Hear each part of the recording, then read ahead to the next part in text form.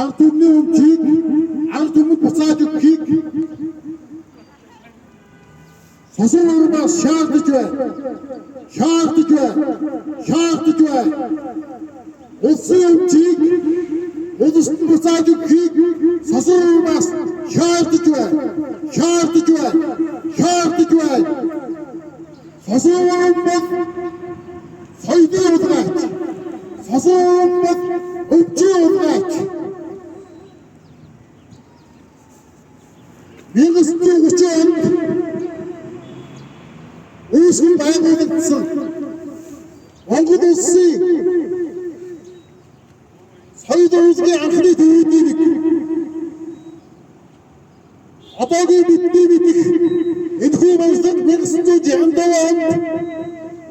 соёлын хамтын ажиллагааны байгууллагуудын өөрсдийнхөө хөрөнгөө болж Монголын ард түмэнд бэлгэлсэн Монголын ард түмний өмч юмаа Монголын ард түмний өмчийг 1996 онд нөхөр Сосон саран хөгөөд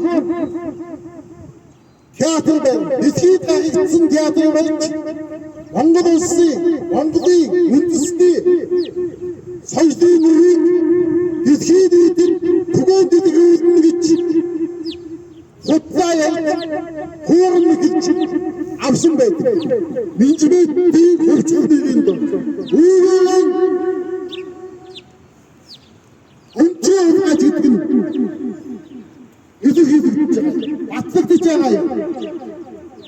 Монголын ард түмний 1965 онд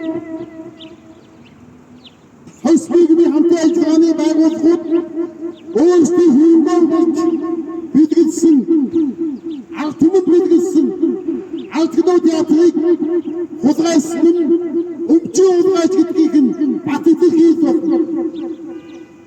Нөхөр Сосон зөвхөн ард кино театраа тогтохгүй од кино театрыг нэг хүний театр болгоно гэж бас энэ замаар авч шамшигдуулсан ард түмний дунд явуулдаг. За мөн шадуулан Өзийг тэрчилтэн хамааран хааж авч Монгол улсын иргэдийн үндсэн хуулинд заагдсан зорчих эрхийг хязгаарласан өөрсдийнхөө ах トゥ хамаатан садан ой хүмүүсийнхээ нөхдүүдийн их ашигт үйлчилж зөвхөн Сосон урмын найс нөхөд ах トゥ хамаатан садан хамаа зөвхөн нөхдүүд шадуулангийн уулын зугаалах бусдын иргэд шадуулан орсон суудаг иргэд уулуугаа авах замыг нь хааж зорчих иргэдний зэрэгт нь алдаж